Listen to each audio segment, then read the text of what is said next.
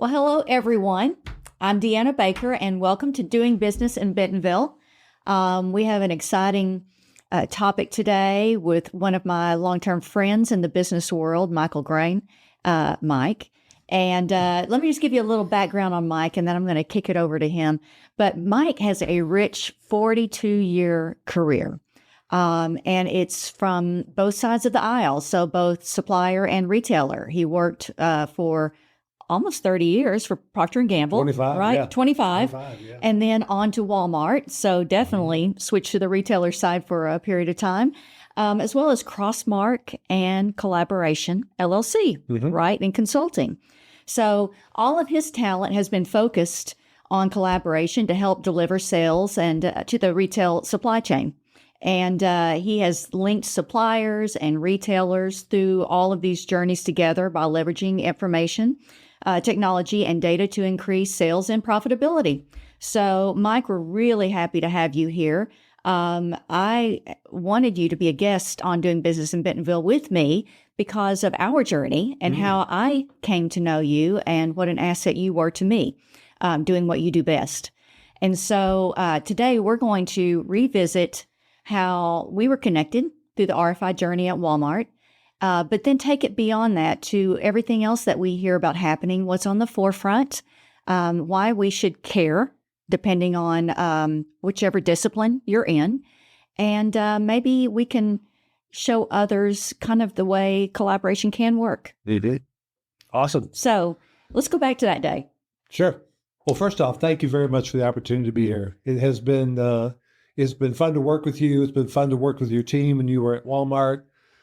We went through quite a turbulent time of trying to figure out what the right thing to do for the shopper was. And I feel like we landed in a very good spot and set up a very good platform for all retailers to participate. So I really appreciate the opportunity to come and spend some time with you today. Fabulous. Fabulous. So RFID, I didn't know what the acronym stood for. I didn't know that. It was about 2018. And I was the SVP in apparel, leading the team there. And I was faced with a dilemma as a leader of my team in that globally, I knew where our company was headed. I knew that curbside delivery at the time was what everyone was working on. And we were still in two apps. We had an app just for grocery pickup, and then we called it the green app, and then we had a blue app, which was for all things general merchandise.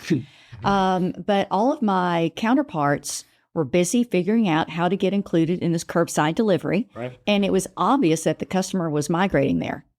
And apparel was completely left out of the conversation. And I knew why. I mean, it wasn't that it was unfair. It was a real simple reason in that the inventory was not accurate. And we knew it was inflated on paper. But in order to be confident that they could pick an order for a customer and deliver it, they need to know that down to the SKU level, which is pretty intensive in apparel, had to be there. And, one solution was, well, carry more inventory. Well, anyone that knows anything about apparel, if you do size and color combination, one program can be 60 different SKUs. Right. And so that was not a solution for us. So I knew I had an issue if I wanted to be part of the box, right? So we started this journey to educate ourselves on what was feasible and what maybe some of the solutions were. And that led our team to you, right? And I would just love to get your thoughts being on the opposite side of the table from us and what you saw. Yeah. Well, I think the first and foremost, the most important part is this is not the first time that we tried an RFID strategy, right? And I think a lot of retailers out there were also involved with that, prior to the 2018, 2019 time period. The technology's been around literally since World War II, been along for a long time. Really? It came to retail actually when I was still with Procter Gamble. If you remember, Linda Dillman and Pam Cohn from Walmart really tried to drive what's the next level of engagement with suppliers and Walmart. It was RFID, particularly at the case of pallet level, right? Can we track product all the way out through the supply chain? And at the time, it was, let's start out real small with a small prototype, and let's back all the way up and see if can we get the next 50 suppliers or 100 suppliers. And what we found quickly was, yes, we could do that. The technology was still pretty expensive. I mean, tag costs were above the 20-cent mark. That made it prohibitive to do anything below case and pallet. And so we put that on the shelf, and we did a couple of other iterations as well. What happened in 2018, I think, was a perfect storm. It was literally the cost had come down, the technology had become better, and this age-old problem of what do I have in the box and where is it located, specific enough I could send an associate or a customer to go find it, was extremely difficult. We're talking about, we call a term perfect match. Perfect match is if the audience says I have 5 and I actually have 5, that's a perfect match. We found that to be literally in the 50 to 70% range, 60% range. So pretty bad, right? When you're looking for a specific color shirt or a specific size of a garment, we can't have that level of accuracy and have our associates go chasing that. So I was working, I've been working with Walmart for a while at RFID. We had stood up a prototype in a local store with fixed infrastructure. Yes. That was technically a raging success. So we now knew the technical benefits were now. Now the question was, could we create a business case of why to do that? And that really led in, it was a perfect storm in terms of, in a good way, in terms of you and your team trying to figure out how do I get into this online space, this buy online, pick up in store space, which is what it's called today. And the big barrier being, I got to know what I have and where it's located. Otherwise, I'll be sending people to chase things that are not in the store. So right. It was a very good, opportunity to work together. Well, you talk about the perfect storm. I mean, I had to reach the point as a leader of my team where my desire to be a part of the emerging infrastructure of Walmart was worth my uncomfortable feeling in this space where I knew nothing.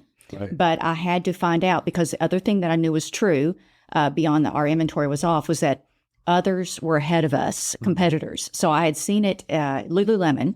I mean, they were really probably at that moment in my mind the most efficient in the use of it. But I saw the tags in Target, and Macy's had talked about it years ahead. So we were behind.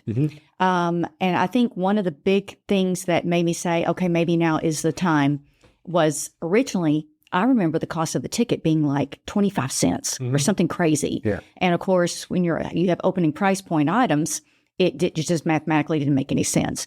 But now they were telling me, well, it was about 5 or 6 cents at the time. So I'm like, okay, all right, it's actually possible for me to like play in this arena now. So it was my quest to have my team a part of where Walmart was moving that pushed me out of my comfort zone to do this. And I remember one of the first things that we did is we went down to the Auburn University lab. Yep. They have everything set up to explain RFID. And my team there learned not just the technology, but how tickets were made and a lot of the infrastructure choices that were available at the time, which, we could do it as simplistic, fast, and inexpensive if we wanted to use a handheld device, or it could be seamless with, infrastructure inside the store, which obviously was going to cost a lot more money and time to get approvals. Yep. So we left there really with a mission to take it back to the leadership of Walmart to say, this is worth our investment, of time and money. And they gave us the green light. And so from that point on, it was kind of like opening a Pandora's box. And I'm like, oh my, there's a lot more to this than I ever imagined. And so, it took a team of people cross-functionally in Walmart, and we had to have skin in the game from people, not just merchandising any longer, but literally within IT, who was going to develop the tools, within store operations, who was going to create the processes for our store associates to follow and train them. And then my first goal was bringing all the suppliers on board. Because guess what? We had to re-ticket everything. Yep. So that took us about a year. Yeah. And so I think one of the lessons I've learned as a leader is just the passion you have to have around a solution for the customer, because it may take not you, but maybe the person that comes behind you even to see something through because of the length of time it takes. Fortunately, I was able to see this one through. We had a little thing called COVID that was in the middle of it, which added a wrinkle. But it was a journey for us that we had to learn along the way. No one could you couldn't give me the full blueprint, right, for how it was going to play out at Walmart. So that was probably my other big learning in this, is that I couldn't let fear of the unknown stop me from starting the process. I knew where I wanted to go. I just didn't exactly know the way to get there. Right. But I surrounded myself with people who knew more about it than I did. Well, but I think, in retrospect, one of the things that I can remember vividly on that is it was very clear from my perspective, there was a group of facts that you knew really solidly. Things like, we want to be part of this online process going forward. That's going to be one of the big strategies for us being successful in the apparel/fashion business. Number two, that just because I knew some things about this technology from past experiences didn't mean that necessarily translated into where it was today. So you gave yourself the opportunity to say, I know what it was when I was there before, but I wonder what it is now. And you asked yourself those questions versus, oh, that'll never work because it's too expensive or it doesn't work, or, what other rationale was. And the third thing is you were very clear in terms of what your role was. Your role was merchandising, senior leadership, and engagement with the suppliers, because without tagged product, it doesn't happen. It can happen in a small proof of concept or a pilot in the store, but in terms of getting broad adoption across the industry and using it for other things, it's got to happen and start at source, and that's where that supplier sourcing started.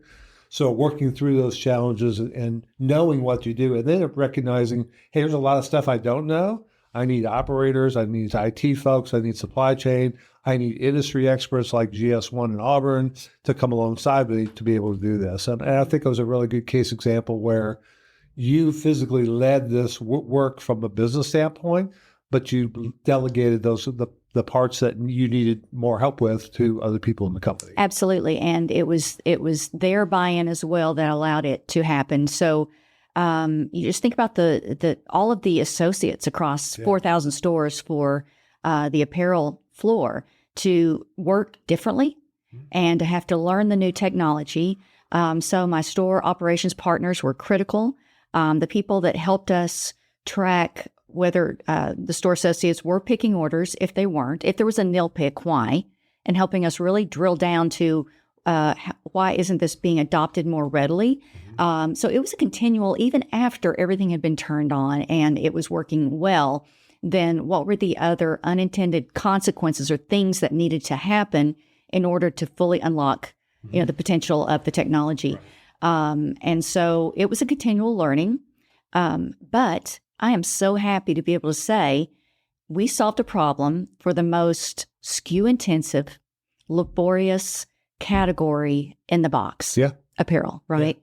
And we proved its worth, and now it's in general merchandise, correct? Correct.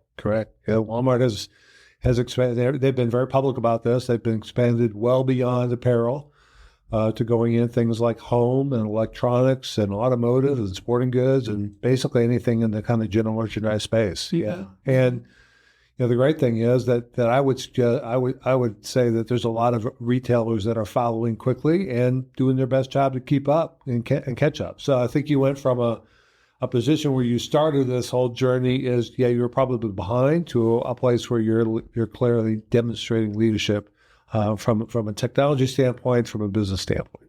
Well, in apparel, it's interesting because it's so fluid in how it sells, but becoming as systematic as we could for the way it should function at store level was a learning that actually changed the way my team worked. So we had to go back and even how we purchase goods. Stores are very unique, the different layouts, different stores. It's not prototypical. In fact, there are no two stores exactly alike. Right. And Walmart, if you think about it, apparel or fashion today is in the center of the box. Right. And so there's a high degree of variability.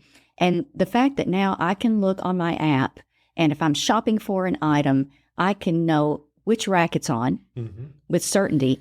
That took a discipline back to the merchants and how we bought differently and managed the inventory differently. Right. So it really created a change in work for every discipline of the box. Yeah. And I am sure something else will come along. Something is probably right now that's going to change the way we have to, our working ways again. But I'm very happy the team rose to the challenge. The suppliers were excellent partners for us.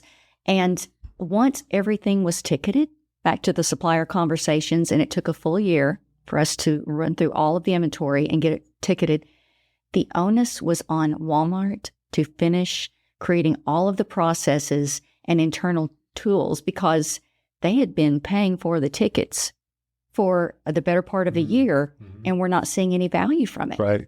So, it really was a pressure back on the company to be good stewards of what the suppliers had invested in. Yep. Because this was to grow their sales as well, right? Right. And Mike, you told us it was going to be like the industry average was off about 50, 60%. You just quoted. I recall the day it went live for us, it was 30%. Yeah. 30% drop on paper from what we were seeing the day before. And of course, then we had to wait for orders to normalize to get everything back in stock accurately. But there was definitely a payoff in sales for us. Not to mention, I think, what it can do for the future of apparel and Walmart as a total. So I'm very proud of it. If you can't tell, I'll go on and on. But just to build on that, I think, okay, if it was 50, 30, whatever the number happened to be, what we did find was when it was wrong, it was usually an overstated situation. So it says I have 5 of these pairs of socks. I really don't have 5 of those pairs of socks. I don't have any of those socks. And so to correct that inventory, it required, an RFID reader to read the RFID tag, to update the SKU count on that particular item. And I'm usually saying I don't have 5, I have 1 or I have 0, for example. Well, that creates obviously a shrink opportunity inside the store. So how do you account for that situation so you don't penalize the store for things like that? So the whole markdown process became a really important part of this as well, which is how do you manage that from a strategic level? Because we don't want to put the system in and immediately the stores hate it because they're seeing all kinds of markdowns, right? Right. So that challenge was there as well. And in addition to just it not being there, cleaning up the accuracy. So I don't have 3 of this, I have 2. I don't have 1, I have 3. When you come down to a rack level and one of your fringe sizes has a holding capacity of 1. It is. That was actually something I hadn't thought of in becoming more accurate, was able to actually reduce inventory and not miss a sale. Right. Right. So it wasn't just I have it or I don't, or I have 0, I thought I had 5, but just really fine tuning the accuracy so that we could show the customer that we have 1 left, 2 left, 3 left, which to me is incredible in this space.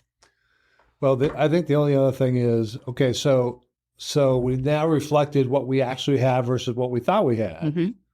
And I have 3 of these SKUs sitting in the back room. I have none sitting on the sales floor. Driving that replenishment from the back room to the sales floor and getting the operations team to execute against those alerts was a huge unlock, because I can tell you, I can get your on-hands right all day long, but if no action occurs, which changes getting product on the sales floor for a customer to buy it, we're not going to sell more. So again, from my perspective, it was a clear example of it's going to take a bunch of different disciplines to make this happen. No one does that. And I think the other piece is there's so many projects that we do today which are, well, let's just go do this. It's an operations project. This one was merchandising, operations, supply chain, technology, design, industry people all coming together to do these projects. These are not technology projects. They're change management projects. And I think that's what really makes them, A, much more impactful, but B, a lot more difficult and a lot more coordination you have to do. Absolutely. And how you tell the story to your organization matters. That's another thing I learned. So as we're talking about investment and CapEx and all the different components, when I would go in to present the case for this, I could be in my company competing for money that was either going to go to this or maybe to build a milk plant. I mean, apples, oranges, Sure. Both, of course we wanted to do that. We'd love to do both. But when a company is having to make, rational decisions about where the money goes and be prudent with it, it's important on the leader of each discipline to come with a story and the reasons why, and to be compelling, and hopefully get the buy-in you need. But that takes a lot of passion behind it. It's not just fact-based. But that was also a new muscle that I learned. Yeah. In that, well, of course it's important. Everyone should know it's important. I mean, look around. But literally, when you're having to make those kinds of decisions, not everything gets a yes. Yeah. Right? Yeah. So that was a huge learning for me as well. Well, this project, I'm sure, was scrutinized a number of different ways, because literally we were recommending moving into this exactly what you just said, which is moving into a very tumultuous time period in the world, which was COVID, much less the retail industry. And there were a lot of options of what do we keep doing, what do we stop doing, et cetera, what do we put on hold for now, et cetera. And this one, fortunately, made the cut, and it's a good thing it did, because if we would have put that back on hold, we'll guarantee we would be where we are today. Yes, and I think it's very evident when you see some of the retailers of today who haven't started that journey. Yeah. And, I said I was behind, or I felt like we were behind. I am thankful that it was given the green light when it was, but even more of a lift today, when I think now all of us as leaders should be thinking about what the next thing is. What else could remove friction for the customer? What else could make it easier for store associates or fulfillment? Right. However, the customer wants the goods to be fulfilled. We should be thinking about that. Yep. So what do you say today with a lot of the technology advances that are going on around us all the time? If you hear of something today and you're like, well, that's not right for us right now, what would you say to someone that was in my position like I had at Walmart? Well, it could be a piece of solution or a piece of technology that just isn't ready yet. And I think we experienced that in RFID when we started it back in, call it 2003 timeframe. Did we learn a bunch? Yes. Was it ready from a cost perspective to ticket individual selling items at the store? Not really. Was it effective enough yet? So was it ready to actually solve the problems that we wanted? And I think you always have to think through that. And that's why there's still a lot of proof of technology, and let's go try it in the store for a few days, and let's go try this, let's try that. So congratulations to those companies who make those decisions to go try that. But sometimes it just comes back and says, not ready yet, right? There's other things that are, the technology's ready, but we have fundamental business challenges out there right now that we got to get to before we can go and do this, right?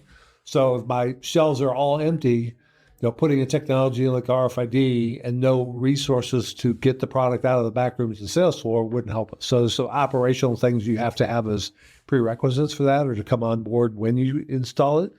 And then sometimes it's just, and I hate to say it, but bad project, bad timing. All right. It was a great idea. There was a business need. This is the right technology to solve it. But unfortunately, it's not the right time now. And I think there are technologies out there today that people are still looking at. For example, one of the other ones that was not pursued that aggressively was shelf scanning robotics. Well, shelf scanning robotics have been very successful in a lot of retailers today. And now they're starting to do things like be able to actually scan RFID tags. There's companies out there like Badger Technologies that can do that. And so it can actually do a shelf scan, and it can do RFID, it can do a number of different things at a lower cost than a potential associate, freeing up associates to spend more time with customers. So a lot of this stuff is it's ready to go now, but it's just not ready because of where we are. And I think those are the stage gates you have to go through. Yeah. So I would recommend people just read and be a student of the business. What is taking place? How are others using it today? Because, you could certainly point to me and say you do not have to be an expert, right? To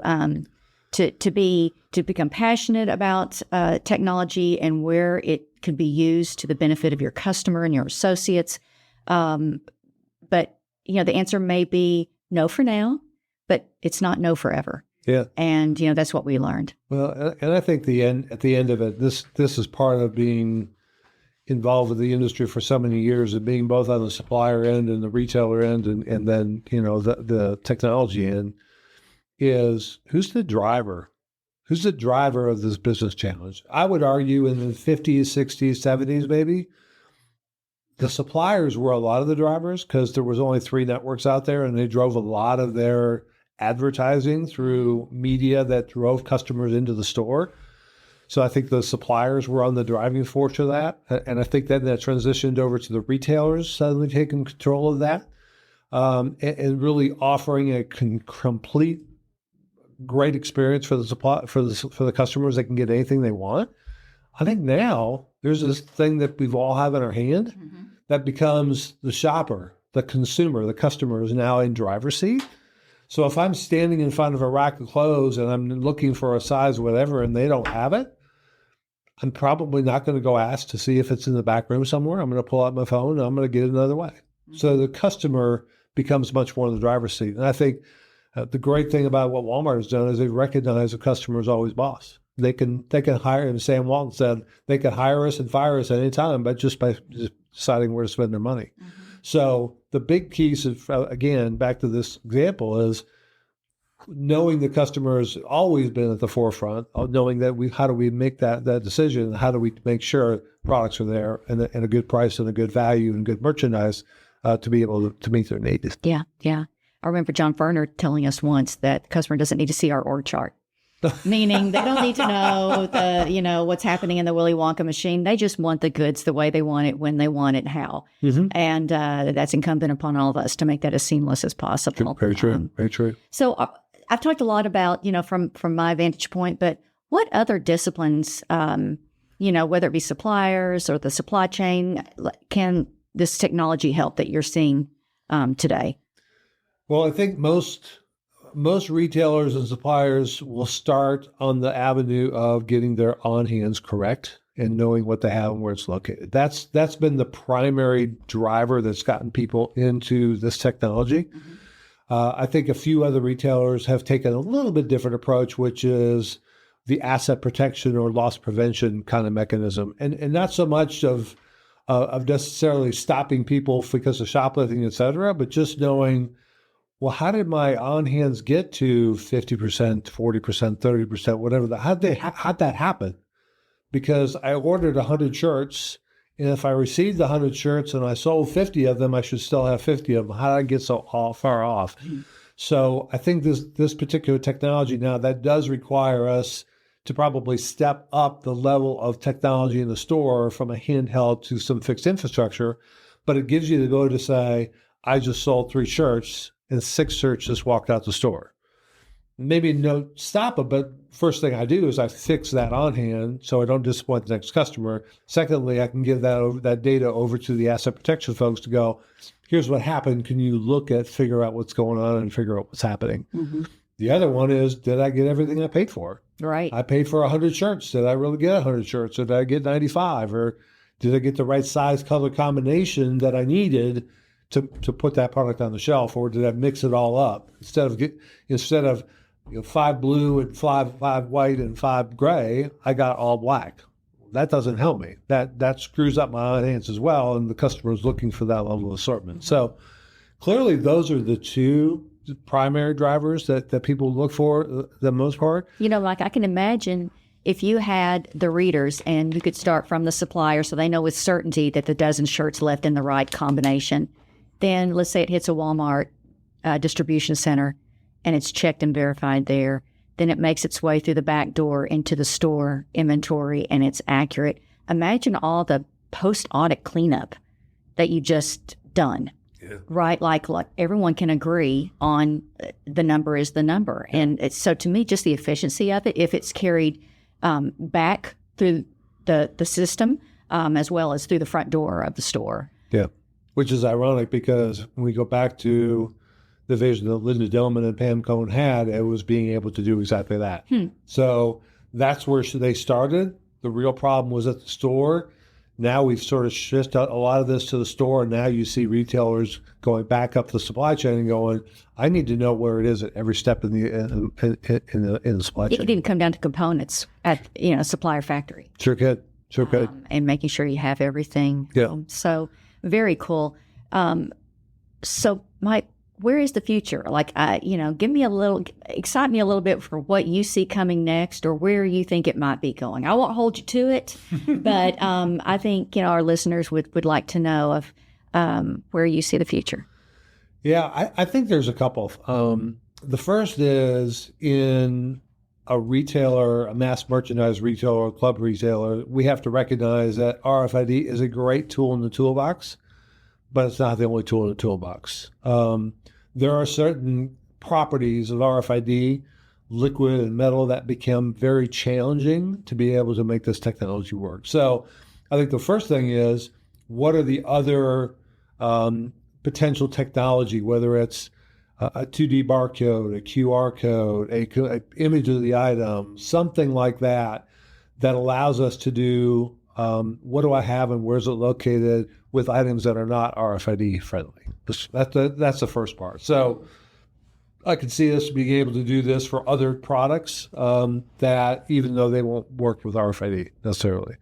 The second part is, and we've all seen this, so it's not a surprise to anybody, but that whole seamless shopping experience where I literally just take stuff and walk it out the store. And clearly Sam's Club has the best example of that with their Scan to Go app, where you can literally never go to a checkout.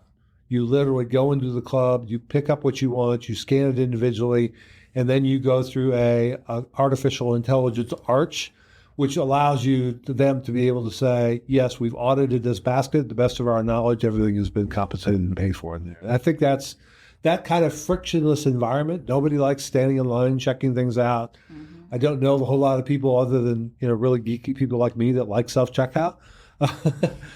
They would just prefer to grab their stuff. You could just side hustle if you want. I mean, if you like it that much. Yeah, you could do that. Probably won't do that.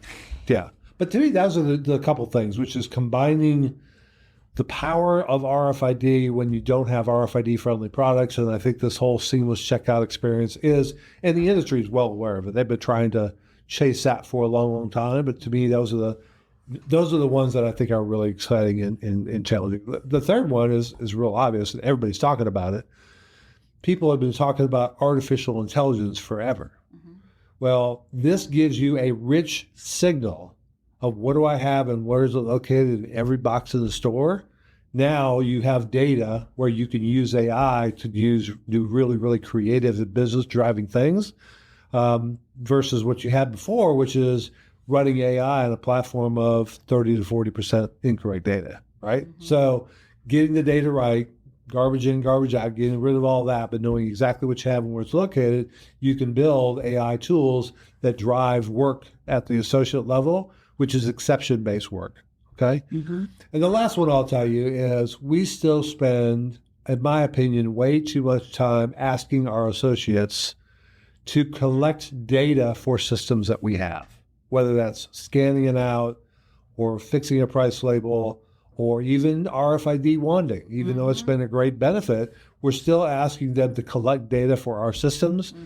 To me, the future is how do we free them up from that? They never have to scan anything. They never have to perform any task to collect data for our systems. Instead, they're just given alerts of things that they need to take care of that physically we have recognized as a inconsistency in what we want from a store. Well, I would think there has to be some point where, a tipping point, where RFID is being used across the box so much that it is worth the investment needed to take that out of the associate's hands, right? There's got to be a tipping point where mathematically you're like, this makes more sense than the labor that we're, costing ourselves. Right. So perhaps we'll see that. I think so. I think so. That would be amazing. It's very exciting. If you had asked me back in college when I knew I wanted to be a buyer, that I would be having this kind of a conversation, that what I would learn would be so all-encompassing, it would have blown my mind. But, you know, what the beauty of the retail industry is that you are a forever student and you do keep learning. And that's why I love, you know, this forum with doing business in Bentonville, and why I was hooked on it is that we do get to do that. I mean, what an amazing career we all get to be a part of. Yeah. So thank you today for joining me on the subject. Thank all of you for tuning in to our podcast. And again, my name is Deanna Baker. And if you have any questions, any feedback for me, I would love it. Please send it. You can find me on LinkedIn. And yes, Deanna is spelled odd, D-E-A-N-A-H. I have had a very creative mother. I'll thank her for that.